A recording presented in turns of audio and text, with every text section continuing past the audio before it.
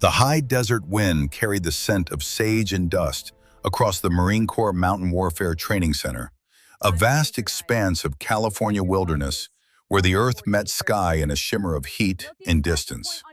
It was the kind of place that swallowed sound, where a man could stand at the edge of the world and hear nothing but the whisper of his own mortality. The sun hung merciless overhead, bleaching the landscape into shades of bone and shadow. Lieutenant Evelyn Hargrove stepped out of the government shuttle, her boots touching down on ground that had broken stronger people than her.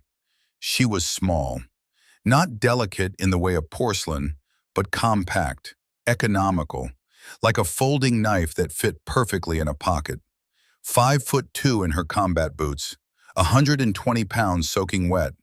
Her uniform hung on a frame that looked like it belonged behind a desk, not behind a rifle. She moved with a quietness that was deliberate, practiced, the kind of silence that came from years of making herself invisible.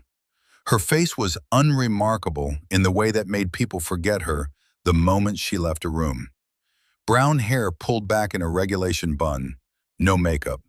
Eyes the color of winter fog that rarely met anyone else's directly.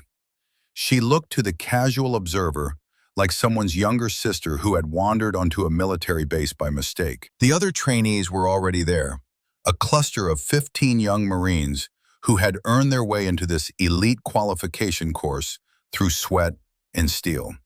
They were the best their units had to offer. Tall men, most of them, with shoulders that filled doorways and hands that could crush beer cans without effort. Their uniforms were crisp, their weapons maintained with religious devotion, their confidence as thick as the dust beneath their feet. They noticed her immediately. How could they not? She was the only woman, the only person who looked like a strong wind might carry her away. The laughter started as a ripple, then grew into something meaner. "Hey, did someone call for a USO show?" one of them called out. "Entertainment office is on the other side of the base, sweetheart." More laughter, sharp, nervous, the kind of sound men make when they're trying to establish a pecking order. Evelyn said nothing. She moved to the equipment station, her movements economical and precise. From a weathered rifle case, she withdrew her weapon. An M110 semi-automatic sniper system. The rifle was old, its finish worn in places where hands had gripped it for thousands of hours. It was not the newest model. It was not the most advanced, but it had been maintained with a devotion that bordered on religious. If anyone had looked closely, really looked, they would have seen something etched into the stock. Tiny marks, 51 of them, each no bigger than a grain of rice, carved with the tip of a knife blade. But no one looked closely. They saw what they expected to see, a woman out of her depth. Gunnery Sergeant Garrett Thorne emerged from the instructor's building like a storm system gathering on the horizon. He was 39 years old and looked like he had been carved from the same red rock that surrounded them. 6'3", 240 pounds. His face was all hard angles and sun damage, his eyes the pale blue of a gas flame. He had spent 15 years in the Marine Corps, 12 of them as a sniper instructor, and he wore his authority like body armor. He stopped when he saw Evelyn. His expression shifted from neutral to something approaching amusement. "Look what we have here," he said, his voice carrying across the range with the ease of someone used to being heard. "Gentlemen, it appears command has sent us a diversity checkbox." The trainees laughed again, emboldened by their instructor's tone. Thorne walked a slow circle around Evelyn, his boots crunching gravel. She stood at attention, eyes forward, spine straight. She was so still she might have been carved from stone. "What's your name, Lieutenant?" Thorne asked, stopping in front of her. "Hargrove, sir. Evelyn Hargrove." Her voice was quiet, not weak, quiet. There was a difference, though most men never learned it. "Hargrove," Thorne repeated, tasting the name. "Let me guess, admin officer? Logistics? Someone at division thought it would be good optics to send a woman through the course, get some photos for the recruiting materials?" "No, sir." "No, sir," Thorne mimicked. "Well, Lieutenant Hargrove, This is the Marine Scout Sniper Qualification Course, the hardest marksmanship training in the United States military. Men twice your size have washed out in the first week. Men who could bench press you without breaking a sweat. He leaned in slightly, his voice dropping to something almost conversational. The recoil from that rifle would break your collarbone. The math required for long-range ballistics would make your head spin. And the physical demands of this course would put you in the medical tent before sunset. So I'm going to do you a favor.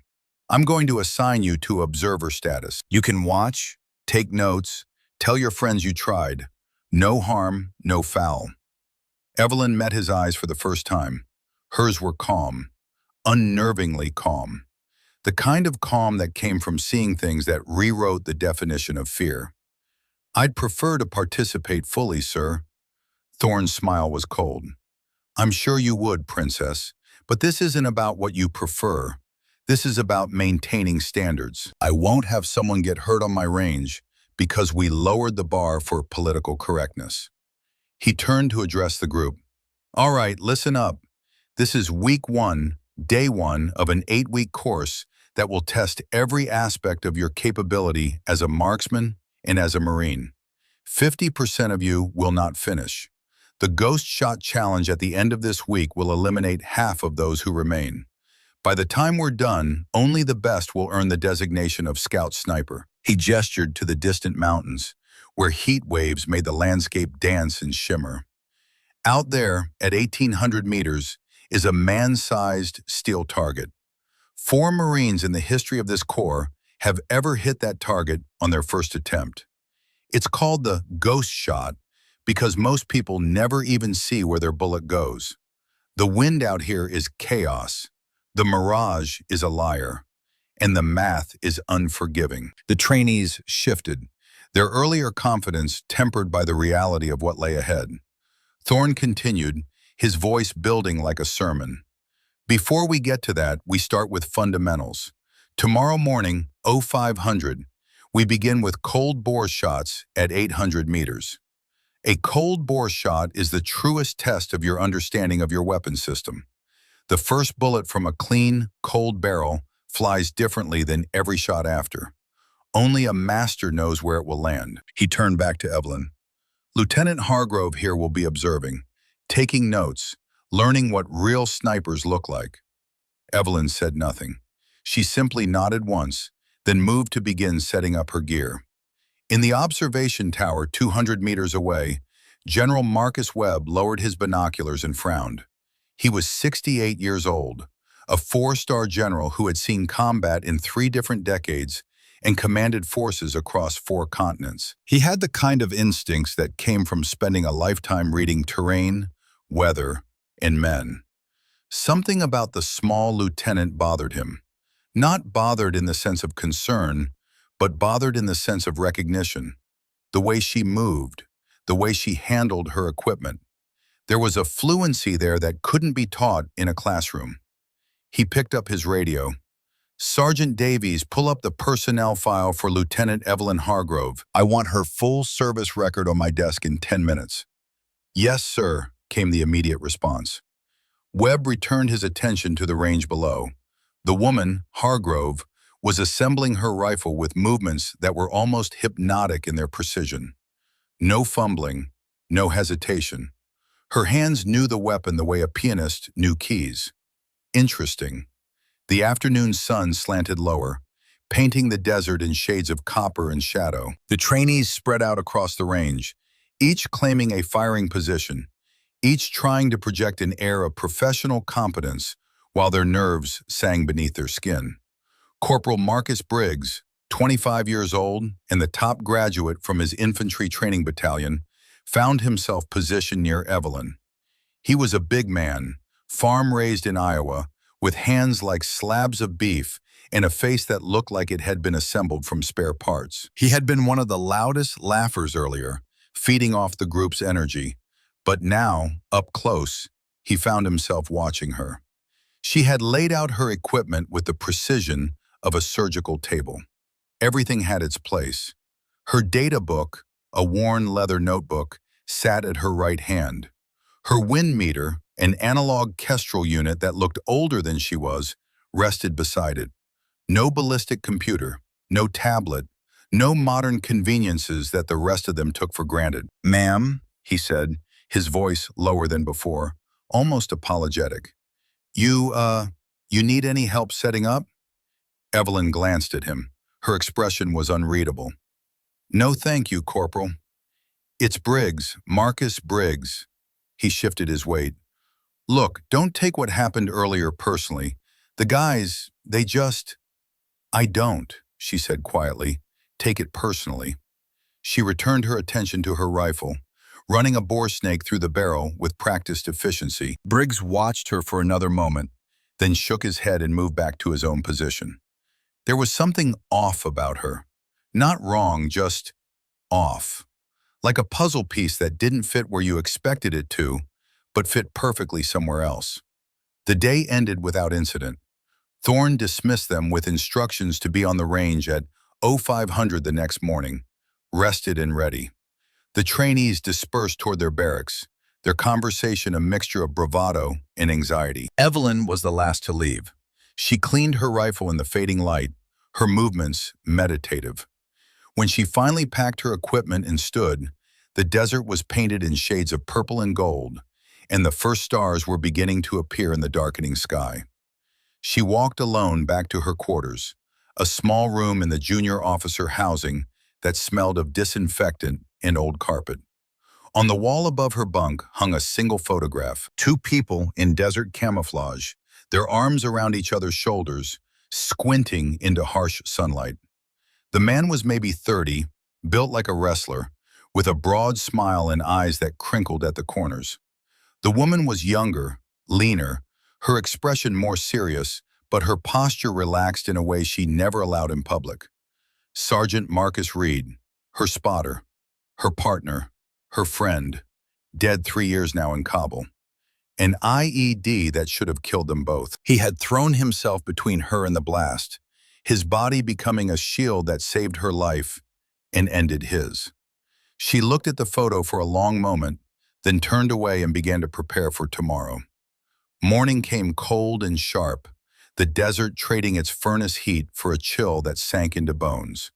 The trainees assembled on the range as the sky lightened from black to deep blue to the pale wash of dawn. They moved with the stiffness of men who had slept poorly, their nerves keeping them in that shallow place between rest and waking. Thorne was already there, of course, looking as fresh as if he had slept in a five-star hotel. He stood with his arms crossed, his expression unreadable, as the trainees formed up. "Cold bore test," he announced without preamble. 800 meters, you get one shot. One. This is not about grouping. This is not about adjustment. This is about knowing your weapon so completely that you can predict exactly where that first cold bullet will strike. He gestured to the distant target, a steel silhouette that looked impossibly small against the vast backdrop of mountain and sky. The wind is blowing 12 to 15 miles per hour from the northwest. Temperature is 42 degrees and rising. Humidity is 15%. Your ballistic computers will give you a solution. Whether you trust it is up to you. The first shooter took position. His name was Lance Corporal Davidson, a man from Georgia with a sniper qualification from infantry school and a chip on his shoulder the size of a cinder block. He consulted his ballistic computer, made his adjustments, and settled into his firing position. The shot rang out, a sharp crack that echoed off the distant ridgeline. Everyone watched the target through spotting scopes. Dust puff. 3 feet left, 2 feet low. "Miss," Thorne called out. "Next." The second shooter fared no better. 2 feet right, 1 foot high. The third shot missed by even more. Thorne's expression never changed, but there was something in his eyes that looked almost satisfied. He was building a narrative. This is impossible. This is hard. This is why only the best make it. "Lieutenant Hargrove," he called out. Evelyn stood. She had been sitting cross-legged on her shooting mat, her rifle across her lap, watching the others. She moved to the firing line without hurry. "You sure you want to do this?" Thorne asked, his voice carrying just enough volume for everyone to hear. That rifle kicks like an angry mule. I'd hate for you to end up in medical on day 2. I'm sure, sir. She knelt behind her rifle, settling into the prone position with a grace that made the movement look effortless. But she didn't immediately put her eye to the scope. Instead, she produced her wind meter, held it up, and watched the impeller spin. She wasn't looking at the digital readout. She was feeling the wind, reading it with senses that went beyond numbers. Then she opened her data book. The pages were filled with dense columns of handwritten notes. Numbers, observations, weather conditions cross-referenced with ammunition lots and temperature variations. It was the accumulated wisdom of thousands of hours behind a rifle, distilled into cramped handwriting that only she could decipher. "What's that?" one of the trainees whispered. "Her recipe book?" Laughter. Nervous, uncertain laughter. Evelyn ignored it. She made a minute adjustment to her elevation turret. Click. Then another adjustment to her windage. Click, click. The movements were so small they were almost invisible, but they were made with absolute certainty. She settled into the rifle, her breathing slowing until it was barely perceptible. The world narrowed. The jokes faded. The watching men disappeared. There was only the reticle, the target, and the space between them. Thorne stood over her, waiting for the mistake, waiting for the excuse to pull her off the line and send her packing. The rifle barked. The recoil drove back into her shoulder with 40 foot-pounds of energy, but she absorbed it like water absorbing a stone, her body flowing with the force rather than fighting it. Through the spotting scopes, 15 sets of eyes watched the target. Center mass. Perfect. The silence that followed was heavier than the gunshot. Thorne's jaw tightened almost imperceptibly. "Wind call," he said, his voice flat. "Lucky read." But even as he said it, he knew it wasn't luck. You didn't get lucky with a cold-bore shot at 800 meters in a shifting crosswind. You got skilled. Evelyn stood, her expression unchanged, and returned to her mat to clean her rifle. She didn't celebrate. She didn't even look at the others. She simply began her post-shot ritual, running a cleaning patch through the barrel, checking the bolt face, noting the ambient temperature in her data book. Briggs, watching from his position, felt something shift in his perception. The jokes from yesterday suddenly felt hollow, mean-spirited in a way that made him uncomfortable.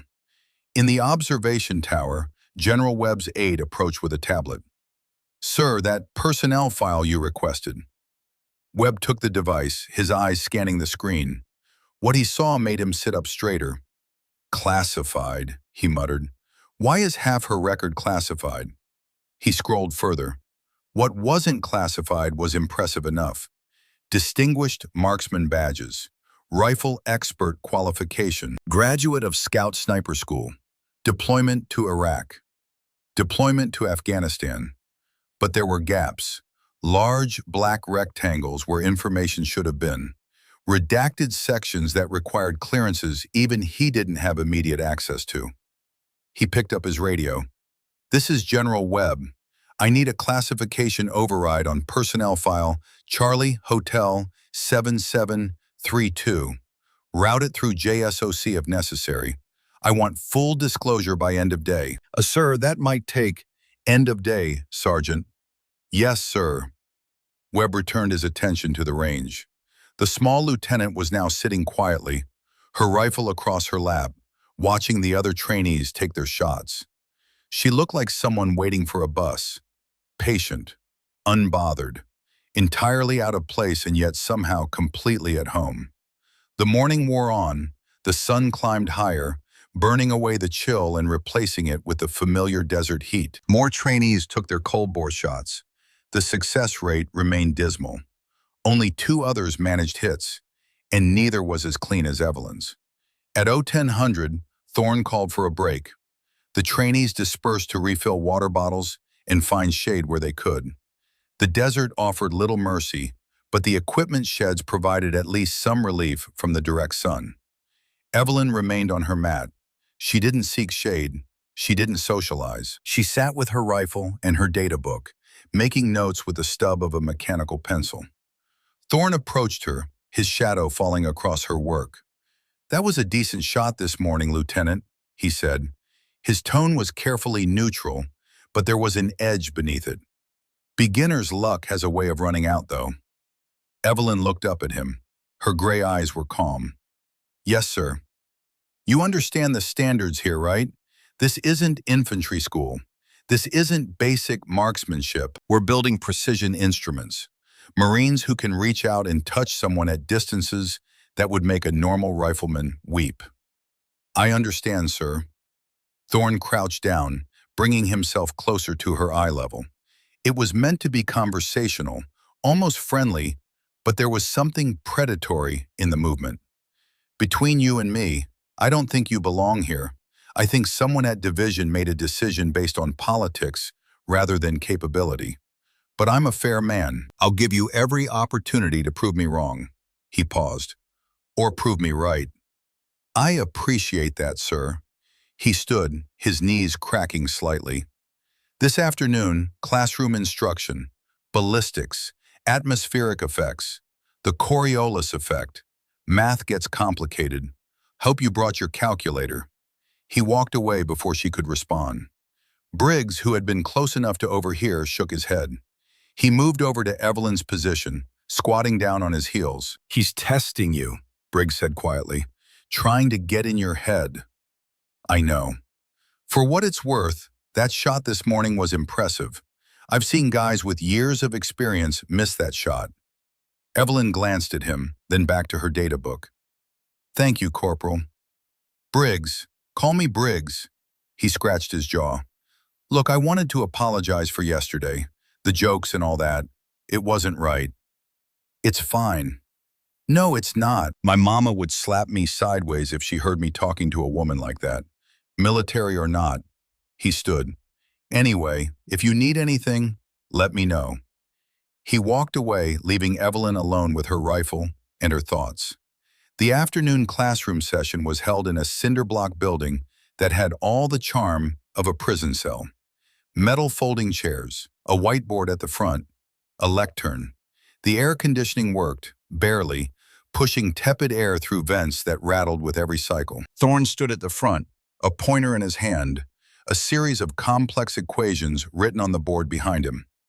"Long-range shooting is applied physics," he began, his voice taking on the cadence of someone who had given this lecture 100 times. "Every shot you take is influenced by dozens of variables: wind speed and direction, air temperature and density, humidity, the rotation of the Earth itself." He tapped the board with his pointer. "The Coriolis effect. Most shooters never have to worry about it because they're not shooting far enough. But at the distances we engage, the rotation of the Earth will push your bullet off course. In the northern hemisphere, that deflection is to the right. The formula is complex, but the principle is simple. You must account for the fact that your target is moving, even when it's standing still." He went on, building the lecture like a wall, brick by brick.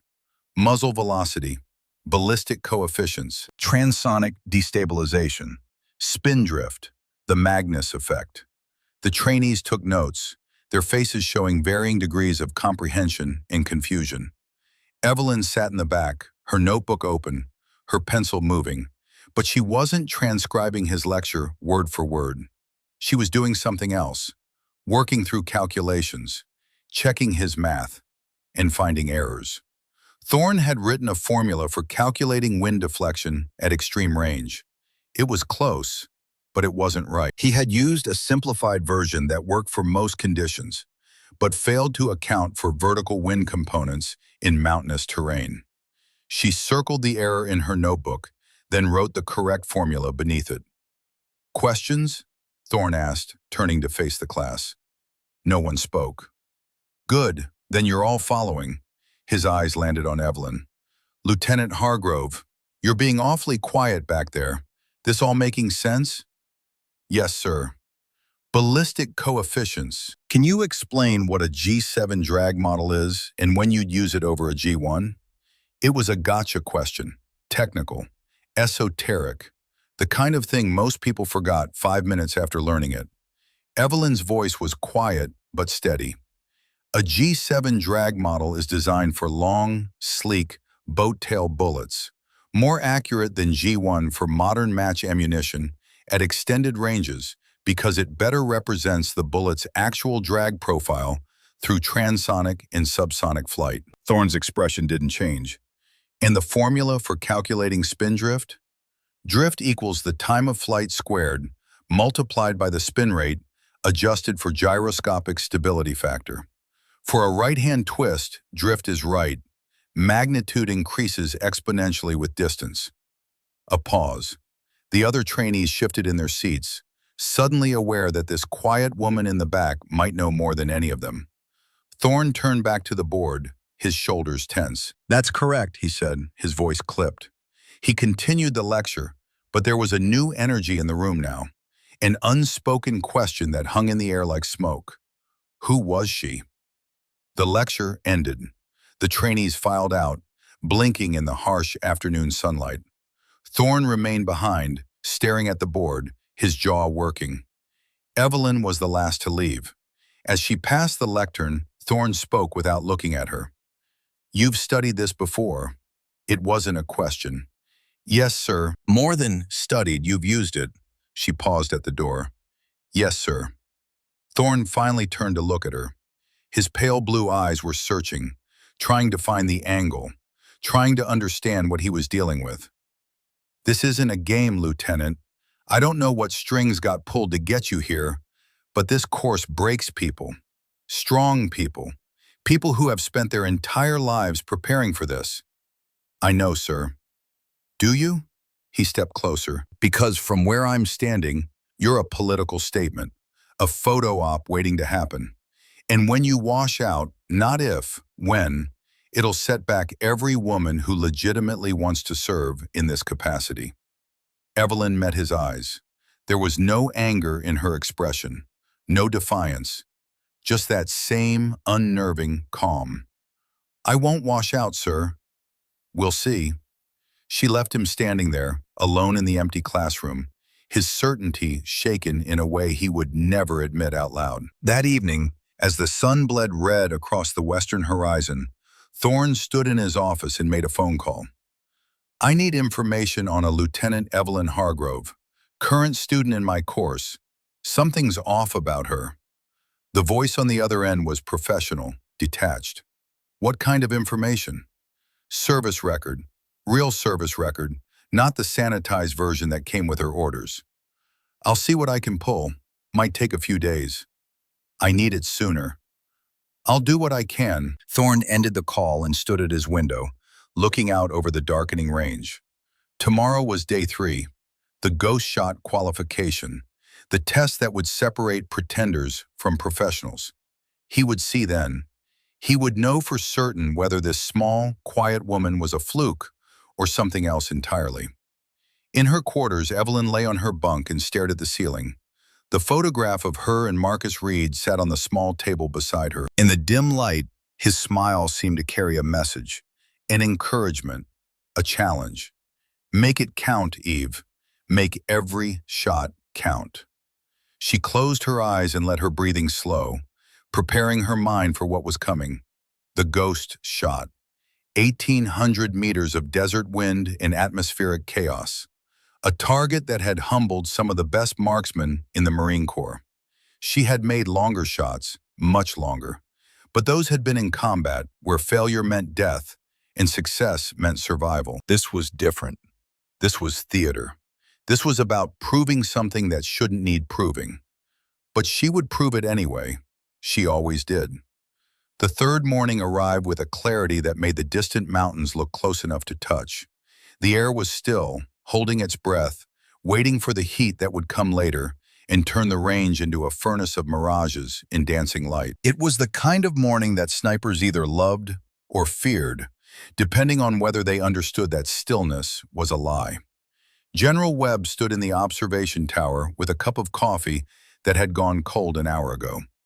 He had been there since 0430, watching the range come alive in the pre-dawn darkness, watching the trainees arrive one by one, watching Lieutenant Hargrove set up her equipment with the same methodical precision she had shown every day. His aide, Sergeant Davies, approached with a tablet and an expression that suggested complicated news. "Sir, about that personnel file." Webb didn't turn from the window. "What did you find?" "Not much, sir.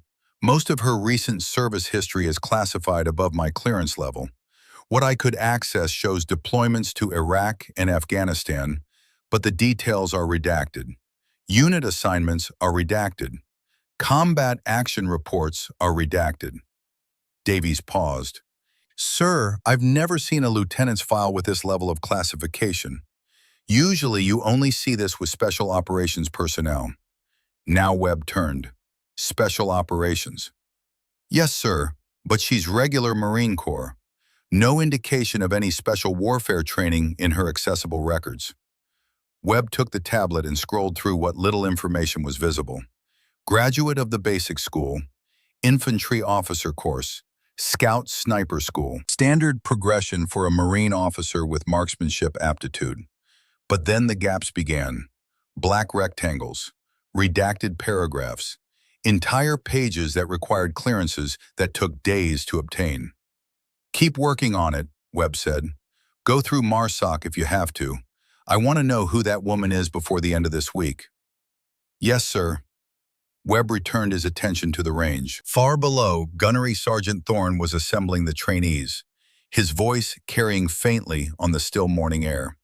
The ghost shot qualification. Webb had seen dozens of these over the years, had seen men who looked unbeatable crumble when faced with that particular challenge, had seen unlikely candidates pull off impossible shots that became legend. Something in his gut told him today would be the latter. Thorne stood before his students with the bearing of a man who held all the cards. He wore his authority like a second skin, comfortable and unquestioned. The trainees stood in a rough semicircle, their faces showing the strain of 3 days of intensive training, 3 days of being pushed to their limits and occasionally beyond. "The ghost shot," Thorne began, his voice carrying the weight of ritual. 1,800 meters, 1.1 miles. At this distance, you're not just fighting wind and gravity, you're fighting the curvature of the Earth itself. You're fighting air density that changes by the second. You're fighting every assumption you've ever made about what a rifle can do. He paused, letting his words settle. "This target has been on this range for 15 years. In that time, 4 Marines have hit it on their qualification attempt. 4. Out of hundreds who have tried. The average miss distance is 20 feet. 20 feet at over a mile. That's how precise you have to be." He turned and gestured toward the distant ridgeline, where a small steel silhouette was barely visible, even with the naked eye. "The wind you feel here at the firing line is not the wind that bullet will encounter downrange. Out there, the air moves in layers, in vortexes, in patterns that change moment to moment. The mirage you see through your scope will lie to you. The heat rising from the earth will bend light and make you second-guess every calculation." Thorne's pale blue eyes swept across the group. "This shot is designed to separate those who can shoot from those who can truly read the environment. Technology will help you. Ballistic computers will give you solutions. But the computer doesn't know what the wind is doing at meter 1200. The computer doesn't understand how that rock formation at meter 900 creates an eddy that will push your bullet 3 feet to the left." He let the silence build. "Only experience knows that. Only time behind the rifle, watching the wind, reading the mirage, understanding the dance between bullet and air. That's what makes a sniper. Not the technology, the understanding." Lance Corporal Davidson raised his hand. "Sir, what's the record for this shot?" Thorne allowed himself a small smile. "The course record is held by a Marine who completed this qualification in 2009. First shot hit. Time from setup to trigger pull was 4 minutes. That Marine is now a sergeant major somewhere in Okinawa, and his name is on a plaque in the armory." "Do we get multiple attempts, sir?" "You get as many attempts as I decide to give you.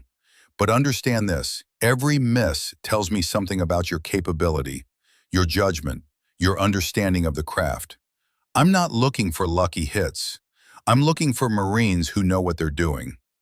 Thorne pulled out a roster. We'll go in alphabetical order. Briggs, you're up first. Corporal Briggs felt his stomach drop. He had been hoping to watch a few others first, to get a sense of how the wind was playing, to learn from their mistakes. But there would be no warm-up, no practice run. He moved to the firing line, his M110 feeling heavier than usual. His ballistic computer was already calculating, numbers scrolling across the small screen. Wind speed, temperature, barometric pressure. It gave him a solution. 12.3 mils elevation, 2.7 mils right windage. He dialed in the adjustments, settled into his prone position, and tried to steady his breathing. Through the scope, the target swam in a soup of heat mirage. The crosshairs danced. His heart hammered against the earth. He waited for the wind to calm, for a pocket of stillness that never quite came. Finally, he pressed the trigger. The shot broke clean. The recoil drove back. Through spotting scopes, 15 pairs of eyes watched the impact. Dust puff. 8 feet left, 4 feet low. Miss, Thorne called out. Next. One by one, the trainees took their turns. Each approached the firing line with confidence that eroded with every passing second behind the rifle. The target mocked them with its distance, with its refusal to be hit.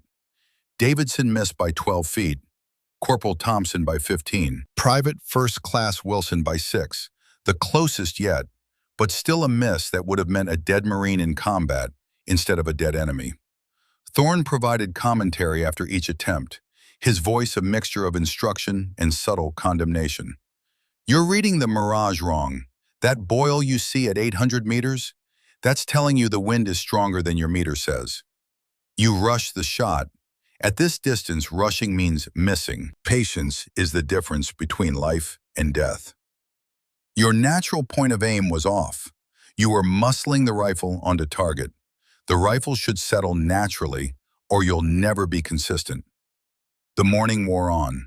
The sun climbed higher. The temperature rose from comfortable to hot to oppressive. The trainees sweated through their uniforms. The wind, which had been calm at dawn, began to gust and swirl, adding chaos to an already impossible equation. By the time Thorne called her name, 10 shooters had attempted the shot. Not one had connected. Lieutenant Hargrove, you're up. Evelyn stood. She had been sitting cross-legged on her mat, watching each attempt with the focus of someone studying a foreign language. She had made no notes, hadn't consulted any data, had simply watched the wind, watched the mirage, watched the way each bullet betrayed its path through the disturbed air downrange. She moved to the firing line without hurry. No wasted motion, no excess energy spent on anything that didn't contribute to the shot. Thorne stood over her, arms crossed. Same rules apply, Lieutenant. Take your time. Don't hurt yourself. The condescension in his voice was subtle but present, a reminder that he still saw her as an outsider, a pretender.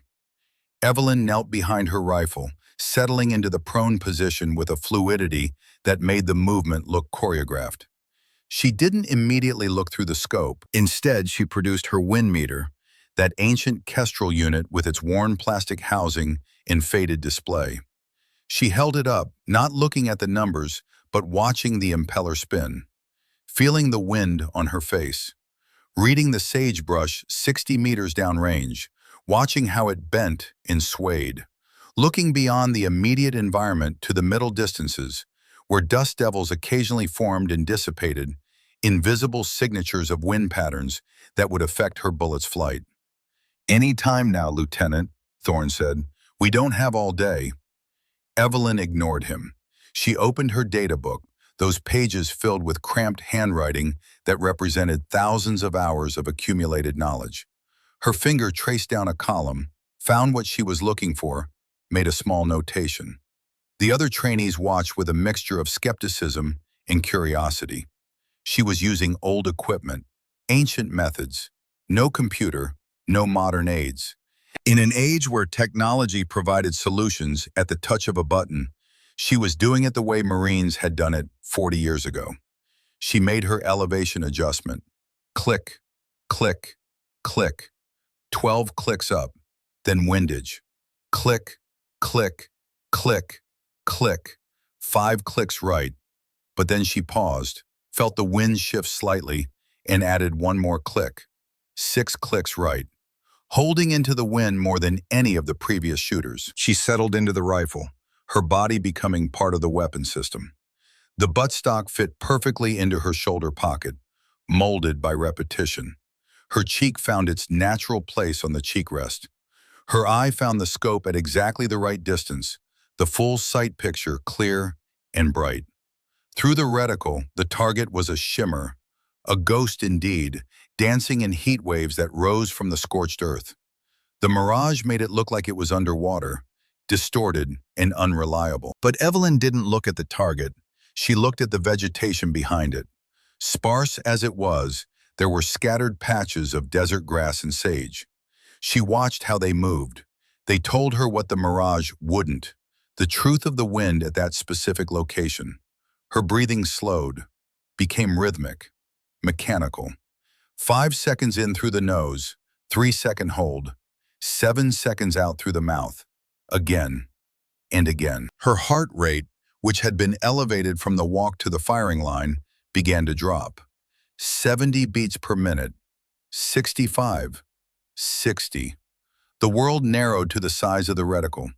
Everything else, the watching men, the harsh sun, the voice of doubt that lived in every shooter's mind, faded into a gray nothing. She wasn't aiming at where the target was. She was aiming at where it would be in the 3.4 seconds it would take the bullet to travel 1,800 meters. She was aiming at a point in space and time that didn't exist yet, trusting mathematics and experience and instinct to converge in a single moment of perfect execution. The trigger press was not an event. It was a process. Steady pressure, increasing, increasing. The rifle would tell her when it was ready. The trigger would break when it was supposed to. A surprise that wasn't a surprise. A moment that she created but didn't force. The shot broke. The rifle recoiled. The muzzle climbed. The cartridge ejected in a brass arc that caught the sunlight. And then, silence. That terrible, wonderful silence that exists in the space between cause and effect. The bullet was in flight, an invisible messenger carrying her will across desert air, through heat and wind and the random chaos of atmospheric conditions. 3 seconds felt like 3 hours. Thorne had his spotting scope trained on the target, his face showing nothing but professional attention. The other trainees watched through their own optics, hardly daring to breathe. Then, impossibly, a sound drifted back across the vast distance. A metallic ring, sharp and clear and unmistakable. Tink! The sound of hardened steel meeting copper-jacketed lead at over a mile away. The sound of precision made manifest. The trainees stared. Thorne's jaw tightened almost imperceptibly. Through the spotting scopes, they could see the fresh impact crater, dead center on the steel silhouette. The silence that followed was profound. It was the silence of assumptions being shattered, of certainties being called into question, of a natural order being disrupted. Evelyn remained in position for a moment longer, watching her sight picture, confirming the hit through her own scope. Then she began her post-shot ritual, ejecting the magazine, clearing the chamber, running a bore snake through the barrel, each movement precise and practiced, as if the impossible shot she had just made was simply another task to be completed and set aside. Thorne found his voice first. "Lucky," he said, but the word came out wrong, hollow. "Lucky wind call. Lucky read on the mirage." He turned to face the group, his expression hardening into something defensive. "One shot proves nothing. Even a blind squirrel finds a nut occasionally. This could have been a fluke, a 1 in 1,000 chance where everything aligned." But even as he said it, he could feel the ground shifting beneath him. The trainees were looking at Evelyn differently now. The casual dismissal, the easy mockery, it was draining away, replaced by something that looked like respect. Or perhaps fear. Fear of the unknown. Fear of being wrong. Briggs, still smarting from his own miss, couldn't help but speak up. "Sir, with respect, that didn't look like luck. That looked like she knew exactly what she was doing." Thorne's pale eyes fixed on him. "Did I ask for your assessment, Corporal?" "No, sir, but—" "Then keep it to yourself." Thorne turned back to Evelyn, who was now cleaning her rifle with the same methodical attention she gave everything. She hadn't celebrated, hadn't even smiled. It was as if hitting an impossible target at over a mile was simply what she did. Expected, routine. "Lieutenant Hargrove," Thorne said, his voice taking on a formal edge. "That shot is under review. We need to verify the target systems are functioning correctly before any official qualification can be recorded." Evelyn looked up at him, her gray eyes calm. "I understand, sir. Furthermore, there are questions about procedural compliance. I need to review the range safety protocols before—" "Gunnery Sergeant Thorne," the voice came from behind them, carrying the kind of authority that made everyone snap to attention without thinking. General Webb was descending from the observation tower, his stride purposeful, his face unreadable. Thorne turned, his back straightening. "Sir." Webb walked past the assembled trainees without acknowledging them, his focus entirely on Thorne. When he reached the instructor, he stopped, arms crossed. "The target systems are functioning perfectly, Gunny. I had them calibrated myself 2 days ago. And unless you've recently added telepathy to your skill set, I suggest you stop trying to explain away what we all just witnessed." "Sir, I was simply noting that you were trying to invalidate a perfect shot because it doesn't fit your preconceptions." Webb's voice was quiet, but carried an edge that could cut steel. "I've seen a lot of shooting in my career, Gunny. That wasn't luck. That was mastery." Thorne's face flushed slightly, but he held his ground. "Sir, with all due respect, one shot that 10 other Marines just failed to make. One shot that required reading wind conditions I'm not sure you could read. One shot that this lieutenant made look easy." Webb paused. "Pull up her personnel file." "Sir, I don't have—" "Pull it up now, Gunny. On your tablet. Let's see what we're dealing with." Thorne's hands moved to his ruggedized tablet with visible reluctance. He tapped the screen, navigating to the personnel database, typed in Evelyn's name, waited for the file to load. What appeared on the screen made his face go pale. The file was sparse. Most of the relevant sections were blocked by black rectangles and warnings about classification levels. But what was visible was enough to make his world tilt on its axis. Unit designation, redacted. Primary MOS, redacted. Secondary MOS, 0317. Scout Sniper. Deployments, Iraq 2019 to 2020, Afghanistan 2021 to 2022, redacted. Redacted.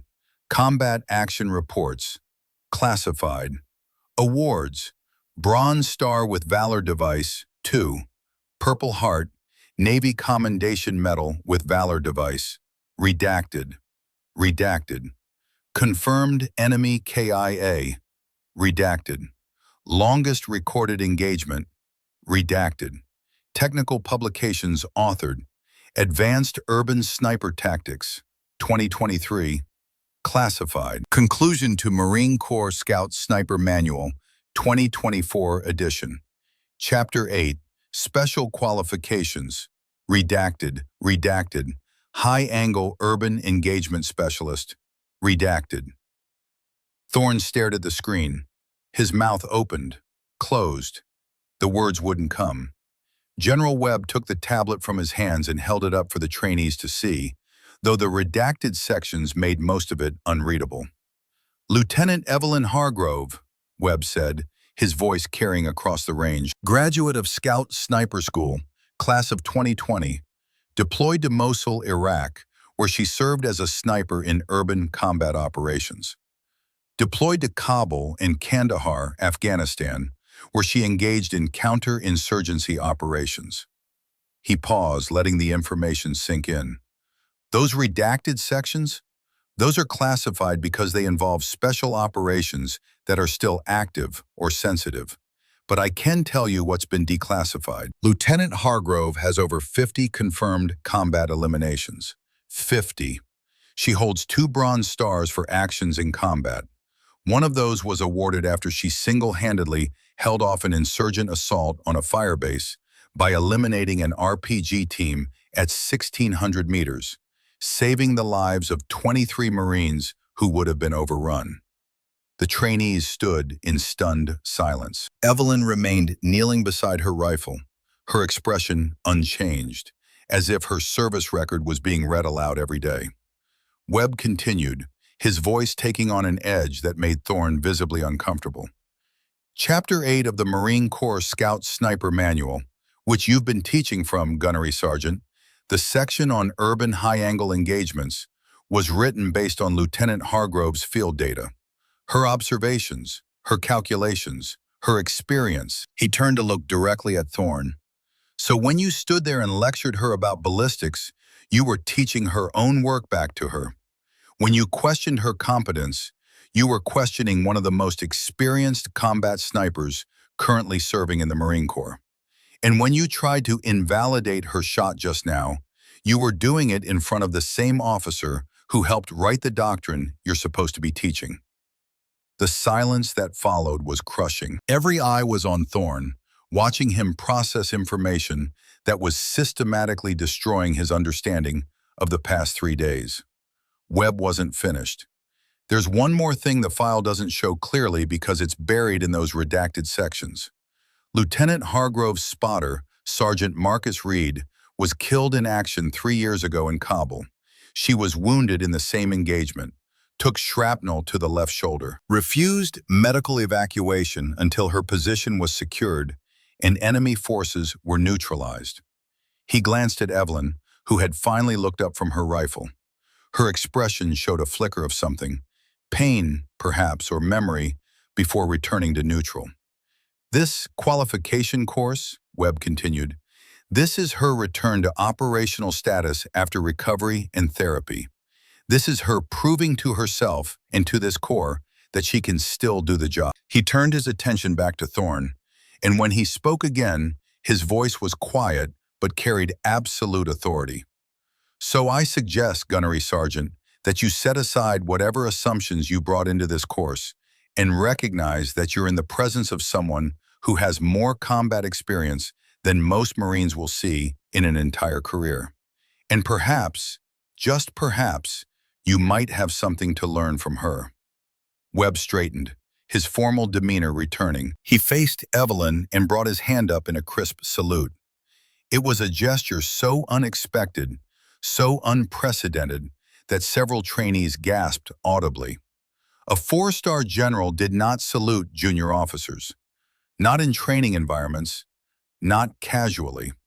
The salute was reserved for formal occasions, for ceremonies, for moments of profound significance. But Webb held the salute, his hands steady, his eyes locked with Evelyn's. She stood slowly and returned the salute with equal precision. When their hands dropped, Webb nodded once. It's an honor to have you on this range, Lieutenant, an honor and a privilege. Thank you, sir, Evelyn said quietly, the first full sentence she had spoken since the revelation began. Webb turned and walked back toward the observation tower, leaving a range full of men trying to process what had just happened. The confident, mocking atmosphere that had dominated the first 3 days was gone, replaced by an uncomfortable awareness that everything they thought they knew was wrong. Thorne stood rooted to the spot, his tablet hanging loose in one hand, his face cycling through expressions too rapidly to track. Shock, embarrassment, anger, confusion. He looked at Evelyn, then at the distant target where her bullet had struck true, then back at his tablet screen with its damning, redacted sections. Dismissed for lunch, he finally managed, his voice hoarse. Be back at 1300 for afternoon session. The trainees dispersed, but slowly, reluctantly, casting glances back at Evelyn as if she might disappear if they looked away. Briggs lingered, clearly wanting to say something, but unable to find the words. Finally, he simply nodded to her and walked away. Evelyn was left alone on the firing line with Thorne. The silence between them stretched taut as a wire. "I didn't know," Thorne said finally.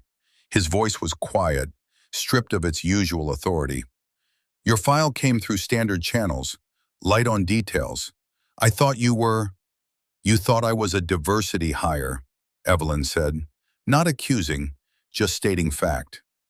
"Yes," the admission came hard. "I thought someone at Division made a political decision. Thought I was being forced to push through someone who didn't belong here. And now?" Thorne looked at her for a long moment, really looked at her, perhaps for the first time, saw past the small frame and quiet demeanor to something that had been there all along, but he'd been too blind to recognize. "Now I don't know what to think."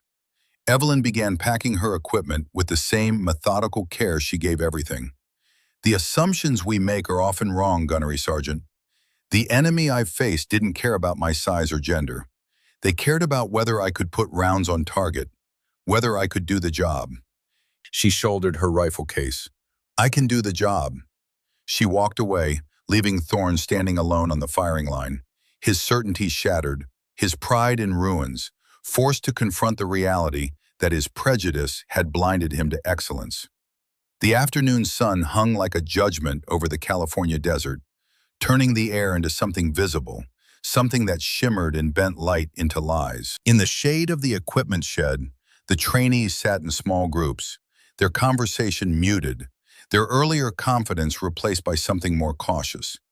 The revelation about Lieutenant Hargrove had rewritten the narrative of the course, had transformed what they thought they understood about capability and appearance and the nature of expertise itself. Corporal Briggs sat with his back against the corrugated metal wall, his MRE untouched in his lap. He kept replaying the morning in his mind. The casual mockery, the easy assumptions, the jokes about diversity hires and checkboxes. Every word now felt like a stone he would carry. Private First Class Wilson, 22 years old and fresh from infantry battalion, spoke what several of them were thinking. 50 confirmed kills. She's got more combat experience than our entire platoon combined. More than that, another trainee added, those redacted sections. You only get that level of classification if you're doing work that's seriously black ops. Special mission units. She's been places we'll never hear about. Briggs finally opened his MRE, more for something to do with his hands than from hunger. We were complete assholes to her. We didn't know, Wilson offered weakly. That's the point, Briggs said, his voice harder than usual. We should have treated her with respect regardless. She's a Marine. She earned her rank. That should have been enough. Across the range, in the instructor's office that was little more than a plywood box with air conditioning, Gunnery Sergeant Thorne sat at his desk and stared at nothing. His tablet lay in front of him, Evelyn's personnel file still displayed, those black redacted sections mocking him with what he couldn't know and what he should have guessed. His phone buzzed, a text message from his contact at division personnel. Couldn't get much more on Hargrove. What's not redacted is impressive enough. Why are you asking? Thorne didn't reply. What would he say? That he had spent 3 days humiliating one of the most experienced combat snipers in the Marine Corps? That he had let his assumptions about gender and capability blind him to obvious signs of professional mastery? He had been teaching for 12 years, had qualified hundreds of Marines, prided himself on his ability to spot natural talent, to recognize potential, to separate those who could make it from those who would wash out. And he had been completely, catastrophically wrong about her. The door opened without a knock. General Webb entered, his presence filling the small space. Thorne stood immediately. Sir. Webb closed the door behind him and gestured for Thorne to sit. The general remained standing, his arms crossed, his expression unreadable. I'm not here to relieve you, Gunny, Webb said, though I imagine you're wondering if that's coming. Sir, I'm here to tell you a story. Webb moved to the window, looking out over the range where heat waves turned the distant mountains into watercolors. 26 years ago, I was a captain, Battalion S3. I had a new lieutenant assigned to my unit. Kid was maybe 23, looked like he was 17. Thin, wore glasses, had a degree from some state college I'd never heard of. Webb paused, his jaw working. I took one look at him and decided he was going to be a problem. Too bookish, too soft. I put him in charge of motor transport because I figured he couldn't screw that up too badly. Kept him away from anything important. Thorne listened, seeing where this was going. That lieutenant, Webb continued, ended up saving my life in Fallujah. Pulled me out of a burning Humvee after an IED strike. Carried me 200 meters under fire to a casualty collection point. Got a Silver Star for it. Last I heard, he's a colonel commanding a Marine Expeditionary Unit. Webb turned to face Thorne. I learned something that day. The most dangerous assumption on any battlefield is the one you make about your own people. The enemy you can prepare for. The failures in your own judgment, those will kill you every time. Sir, I apologize. Don't apologize to me, Gunny. I'm not the one you spent 3 days dismissing and humiliating. Webb's voice hardened. That lieutenant out there has seen things we can only imagine, has done things that earn redacted files and classified commendations, and you treated her like she was wasting your time. The words landed like physical blows. Thorne felt his face flush. What do you want me to do, sir? I want you to be a better instructor, a better Marine. Webb moved toward the door, then stopped. And I want you to understand something. That woman doesn't need this qualification. Her combat record speaks for itself. She's here because she needs to prove something to herself, to get past whatever demons came home with her from Kabul. Your job is to help her do that, not to tear her down. Webb left without waiting for a response. Thorne sat in the empty office for a long time, the air conditioning humming, the afternoon heat pressing against the thin walls. Finally, he stood, straightened his uniform, and walked out into the harsh sunlight. He had a course to run, Marines to train, and a massive error in judgment to somehow correct. The afternoon session was scheduled for classroom instruction, but Thorne changed the plan. He gathered the trainees on the range, in the shade of a canvas awning that did little to cut the heat, but at least blocked the direct sun. Change of schedule, he announced. We're going to talk about what happened this morning. The trainees shifted uncomfortably. Evelyn sat slightly apart from the group, her expression neutral, her data book open on her lap. Thorne took a breath, squaring his shoulders. I was wrong, he said. The words came hard, dragged up from a place that resisted their speaking. About Lieutenant Hargrove. About what I assumed she was capable of. About why she was here. He looked directly at her. I saw someone who didn't fit my preconception of what a sniper should look like, and I let that blind me to obvious signs of competence. I disrespected a fellow Marine who has more combat experience than most of us will ever accumulate. For that, I apologize. Publicly, without reservation. Evelyn met his eyes but said nothing. Thorne continued, his voice gaining strength. There's a lesson in this for all of you. The enemy doesn't care about your assumptions. They'll exploit every blind spot you create. In combat, underestimation is a bullet you fire at yourself. The deadliest person on any battlefield is often the one you notice least. He gestured toward the distant target, still bearing the mark of Evelyn's shot. That target has humbled dozens of qualified Marines, but Lieutenant Hargrove hit it on her first attempt, using methods most of you dismissed as outdated. Why? Because she understands something fundamental that technology can't teach. She reads the environment, feels the wind, understands the terrain. That knowledge came from experience, from time behind the rifle in conditions where mistakes meant death. Briggs raised his hand. Sir, how do we develop that kind of understanding? You listen, Thorne said. You watch. You learn from people who know more than you do, regardless of whether they fit your mental image of what an expert should be. He turned to Evelyn. Lieutenant, would you be willing to walk us through your shot this morning? Explain how you read the conditions? It was a request, not an order, an invitation, an acknowledgement that she had knowledge worth sharing. Evelyn closed her data book and stood. She was silent for a moment, and several trainees wondered if she would decline. But then she spoke, her voice quiet but carrying clearly in the still air. The wind at the firing line was 12 miles per hour from the northwest, but that's not the wind that mattered. At 800 meters, there's a rock formation that creates an eddy. The wind accelerates around it, then creates a dead space immediately behind it. You can see this by watching the dust patterns. She walked to the edge of the awning, pointing toward the distant terrain. At 1,200 meters, the terrain drops into a slight depression. Cooler air settles there. The bullet enters that zone and experiences increased air density, which creates additional drag. You have to account for that, or you'll hit low. The trainees listened with an intensity they hadn't shown in any previous class. Beyond 1,500 meters, the wind becomes more consistent because you're above the terrain features that create turbulence. But the mirage makes it hard to see. So you don't look at the mirage. You look past it, find reference points, vegetation, rocks, anything that shows you what the air is actually doing. She paused, her gray eyes distant, seeing something beyond the physical landscape. The ballistic computer gives you a starting point, but it can't account for the specific conditions of a specific moment on a specific range. That's where experience comes in.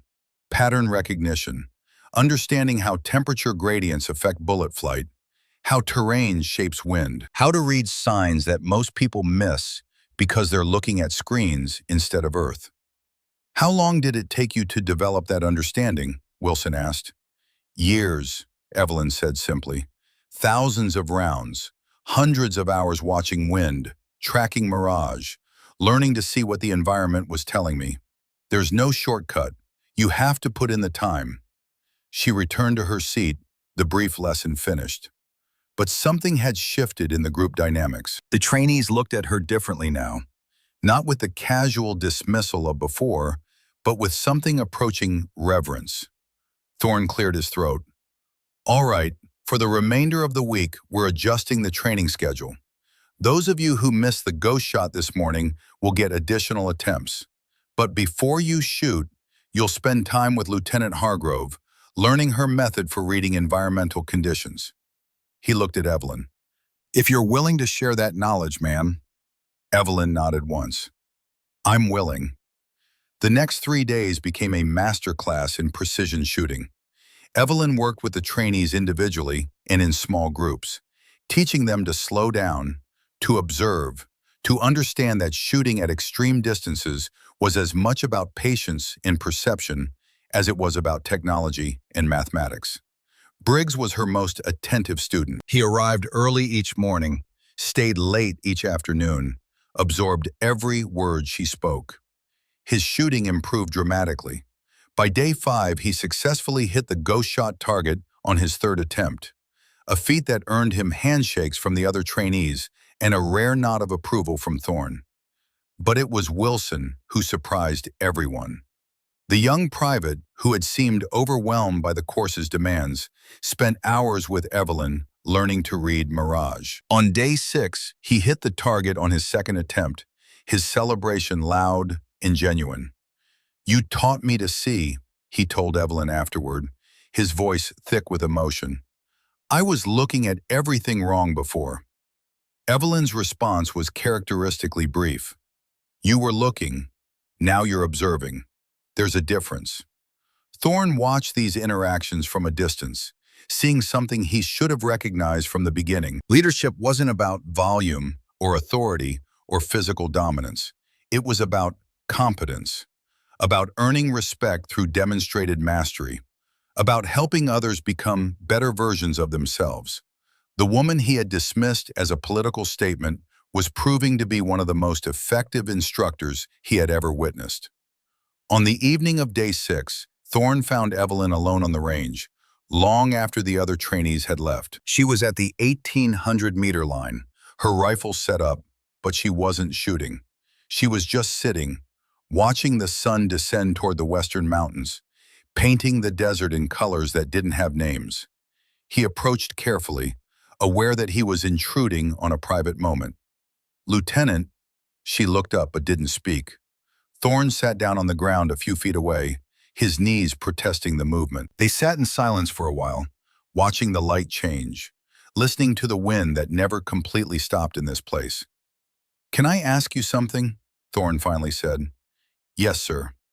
"That shot in Kabul, the one where Sergeant Reed was killed. What happened?" Evelyn was quiet for so long that Thorne thought she wasn't going to answer. Then she spoke, her voice barely above a whisper. "We were in an overwatch position. 4-story building. Marcus was my spotter. We've been there for 36 hours tracking an insurgent cell that was planning an attack on a forward operating base."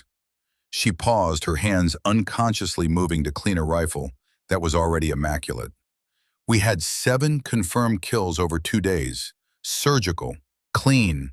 We thought we were invisible, but someone had spotted us, called in our position. The IED was placed in the stairwell below our position." Her voice remained steady, but her hands had stopped moving. "Marcus saw the wire first, told me to run, but there was nowhere to run to. We were 4 stories up. The only exit was through the stairwell where the device was placed." Thorne waited, not interrupting. "He threw himself between me and the blast, took most of the shrapnel. I took some, but he took most of it. I tried to stop the bleeding, tried to call for extraction, but we were pinned down. Enemy forces knew we were wounded, knew we couldn't move fast." She looked at her hands as if seeing blood that was no longer there. "I had to make a choice, try to save him, or eliminate the enemy forces closing on our position. If I tried to save him and they overran us, we both died. If I kept shooting, maybe extraction could reach us in time." "What did you do?" "I kept shooting. 6 more confirmed kills in the next 40 minutes, while I waited for the quick reaction force. Marcus bled out beside me while I was looking through my scope." The words hung in the desert air, heavy with a pain that time had done nothing to diminish. The QRF arrived, secured the position. I rode back to base with Marcus's body in the Humvee with me. 3 days later, they gave me a Bronze Star. Marcus got a flag and a burial plot. She finally looked at Thorne, her gray eyes bright with tears that didn't fall. "So when you ask me why I'm here, why I need this qualification, it's because I need to prove I can still do the job. That Marcus didn't die so I could walk away. That the shots I made that day, the choice I made, mattered for something." Thorne felt something break in his chest. A calcification of pride and certainty that had been there so long he'd forgotten it was a choice. "He would be proud of you," Thorne said quietly. "The Marine you've become, the instructor you are. You honor his memory by being excellent." "I hope so." They sat together as the sun completed its descent, and the desert turned from gold to purple to the deep blue of twilight. No more words were necessary. The silence between them had transformed from hostile to companionable. 2 professionals sharing the weight of decisions made under fire. Day 7 arrived with news that changed everything. General Webb called an emergency formation at 0600. The trainees assembled, confused and anxious, wondering what could warrant such an unusual gathering. Webb stood before them with an expression that revealed nothing. "Change of plans," he announced. "We've received a challenge from the Army Sniper School at Fort Moore. They claim Marine standards have dropped. They want to settle the question of who produces the better marksman." A murmur went through the formation. The rivalry between Marine and Army snipers was legendary, friendly but fierce, each service convinced of their own superiority. "They've proposed a competition," Webb continued. "One shooter from each service. Distance of 2,200 meters. First to hit wins bragging rights for the next year and a plaque that will hang in the winter schoolhouse." 2,200 meters. Over 1.3 miles. Beyond the current Marine Corps record, beyond what most shooters considered possible with standard equipment. "The Army is sending their best," Webb said. "Staff Sergeant Daniels, veteran of multiple deployments. Over 80 confirmed kills, their current course record holder. He paused, letting the information settle. We need to send our best to meet him.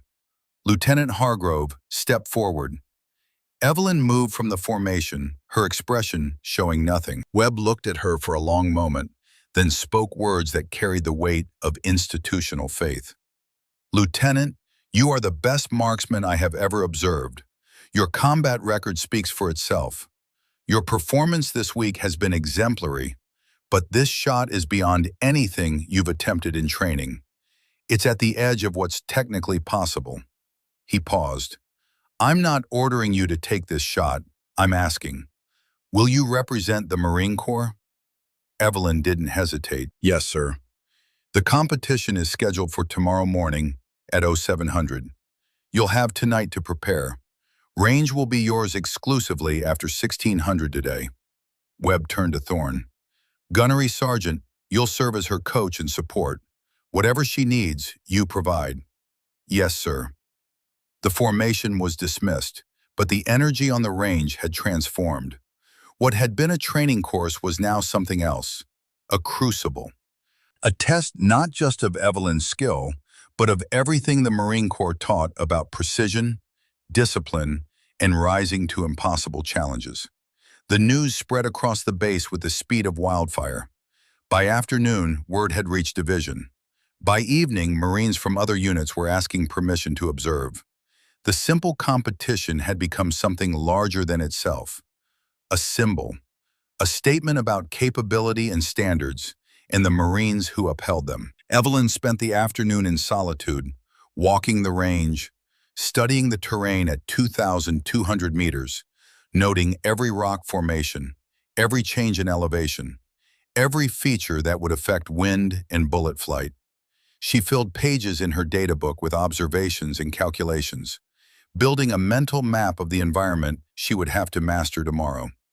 Thorne watched from a distance, understanding that this was her process, her way of preparing. He had offered to help, and she had quietly declined. This was work she had to do alone. As the sun began to set, Evelyn finally set up her rifle at the firing position. But she didn't load it. She simply settled into position behind it, looking through the scope at the target that had been placed at the extreme distance. So far away it was barely visible, even with magnification. Thorne approached, carrying 2 bottles of water. He set one beside her and sat down with the other. You don't have to do this, you know, he said. Webb gave you an out. No one would blame you for declining. I would, Evelyn said simply. Why? What does this prove? She was quiet for a moment, then spoke with more words than she had offered since the course began. When Marcus died, something in me broke. The certainty I had, the confidence that I could make the shot when it mattered. I came back from Kabul different, hesitant, second-guessing. That's death for a sniper. She adjusted her cheek weld slightly, her eye never leaving the scope. This qualification was supposed to prove I could still do it. But the ghost shot wasn't enough. It was too familiar, too close to distances I'd already mastered. I need something harder, something that pushes me past what I think is possible, something that proves I'm not broken. You're not broken, Thorne said with conviction. You're one of the most capable Marines I've ever met. The fact that I was too blind to see it doesn't change that truth. Evelyn finally looked away from her scope, meeting his eyes. Thank you, Gunny, but I need to prove it to myself. Tomorrow morning, when I'm behind that rifle, it won't be about Marines versus Army.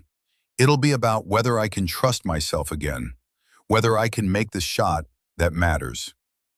Thorne nodded slowly.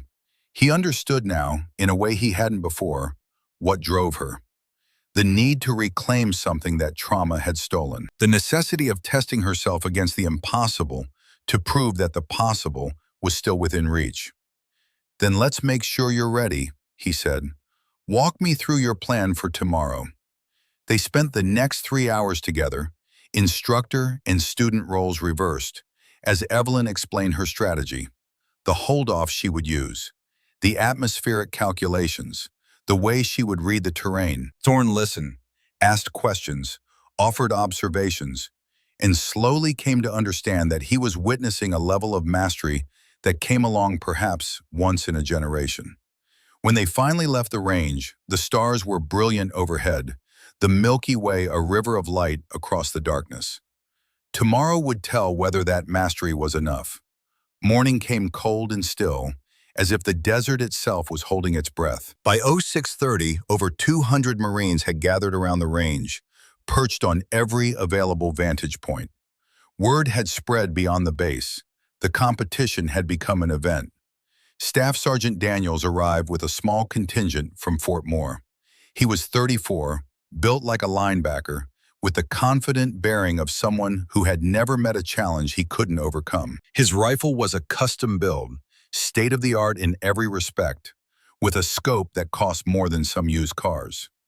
He and Evelyn shook hands, the gesture professional but carrying the weight of institutional rivalry. "Good luck, Lieutenant," Daniel said. "May the best shooter win." "You too, Staff Sergeant." The rules were simple. Each shooter would get 3 attempts. Best hit won.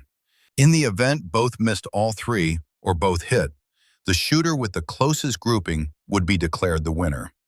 A coin toss determined order. Daniels would shoot first. He took his time setting up, consulting his ballistic computer, conferring with his spotter, adjusting his equipment. The confidence radiated from him like heat. This was a man who believed victory was already his. His first shot broke clean. The sound echoed across the desert. Everyone watched through optics, waiting for the impact. Dust puff, 6 feet right, 3 feet high. Close, impressively close for such an extreme distance. But a miss was a miss. His second attempt, 5 minutes later, was even closer. 3 feet right, 1 foot high. The crowd murmured. He was walking the rounds in, getting closer with each attempt. One more adjustment might do it. His third shot was the best yet. The bullet struck the steel target, but on the extreme right edge. A hit, technically but barely. It would have wounded an enemy, not killed them. Still, it was on target, and that counted. Daniel stood, satisfied. He had hit the target on his final attempt. The pressure was now entirely on Evelyn. She moved to the firing line with the same quiet purposefulness she brought to everything. No hurry, no wasted motion. She set up her rifle, that worn M110, with its hash marks and custom modifications earned through years of use. She didn't consult a computer. She opened her data book, that leather-bound repository of accumulated knowledge. She held up her wind meter, watching the impeller, feeling the morning air. She looked at the distant target, then past it, reading signs that only she could see. 10 minutes passed. 15. The crowd grew restless. Some wondered if she was stalling, trying to wait for better conditions. But Thorne, standing beside her as her coach, understood. She was building a complete picture of the environment. Every variable, every factor that would affect the bullet's 3.8-second flight. She was doing what computers couldn't, synthesizing experience and instinct and observation into an understanding that was more art than science. Finally, she settled into position. Her breathing slowed.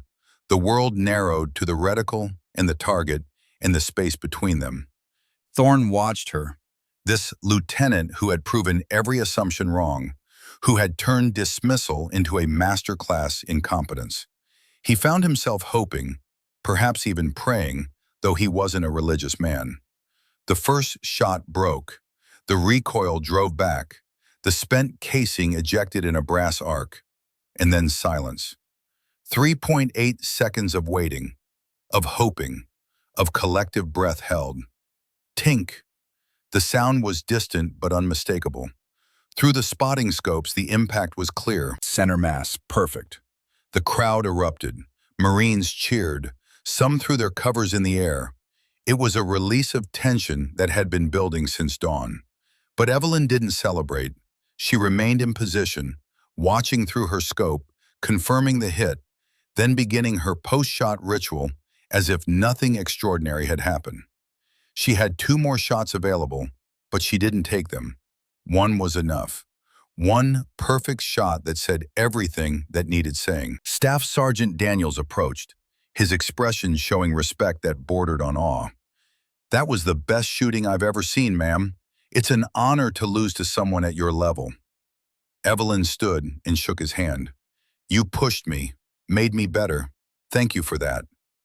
General Webb descended from the observation tower, and for the second time in a week, rendered a salute to Lieutenant Evelyn Hargrove. This time, the entire gathered formation followed his lead. Over 200 Marines saluting one small woman who had just rewritten the record books. When the hands dropped, Webb spoke, his voice carrying across the suddenly silent range. "New Marine Corps record, 2,212 meters. First shot hit, set by Lieutenant Evelyn Hargrove, who has proven beyond any doubt that the measure of a Marine is not their size or gender or appearance, but their skill, their discipline, and their unwavering commitment to excellence." He turned to address the crowd. "Let this day stand as a reminder. We judge people by their capabilities, not by our assumptions. We measure them by their actions, not by our biases.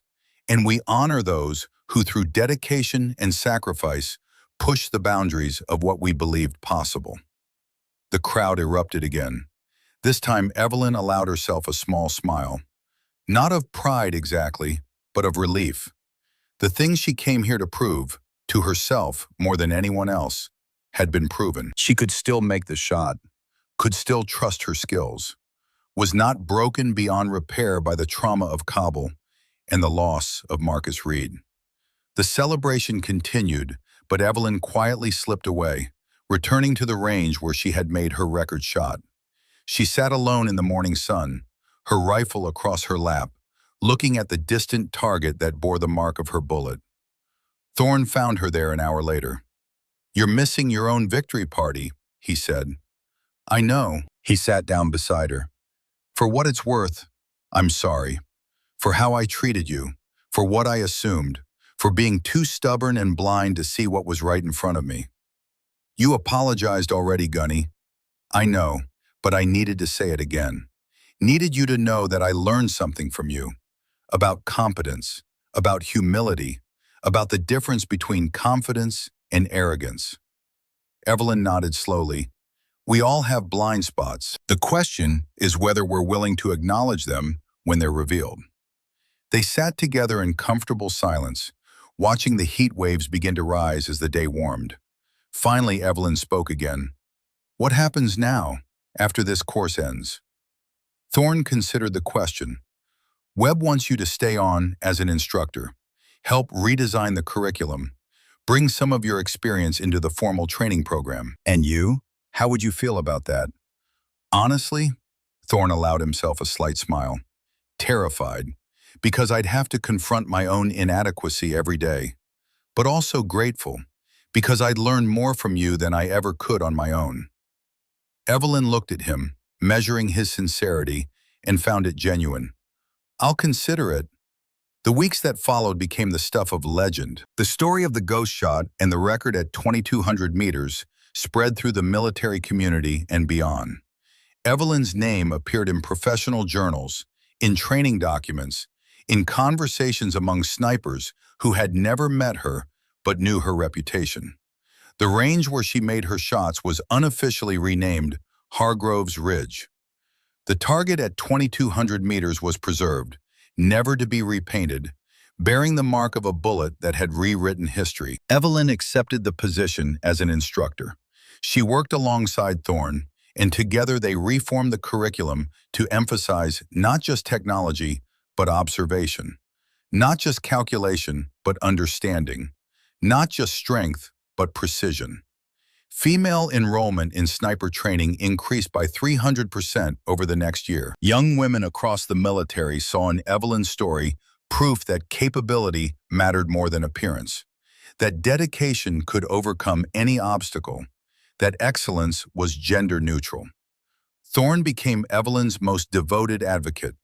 He told her story to every new class, not as a tale of his own humiliation, but as a lesson in the dangers of assumption and the necessity of recognizing competence in all its forms. He taught his students to judge people by their actions, to respect earned expertise, to understand that the quiet professional was often the most dangerous.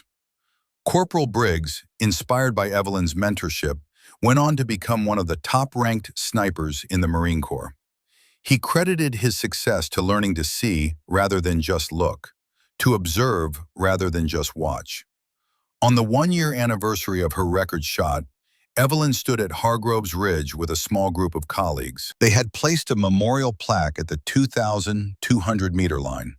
It bore a simple inscription: "In memory of Sergeant Marcus Reed, USMC, killed in action, Kabul, Afghanistan. The shots we make honor those who made them possible." Evelyn stood before the plaque for a long time, her hand resting on the cold metal. Thorne stood nearby, respectful of her private moment. Finally, she turned to him. "He would have loved this story," she said quietly. "The underestimated shooter proving everyone wrong. The impossible shot made possible. The transformation of doubt into certainty." "He trained you well," Thorne said.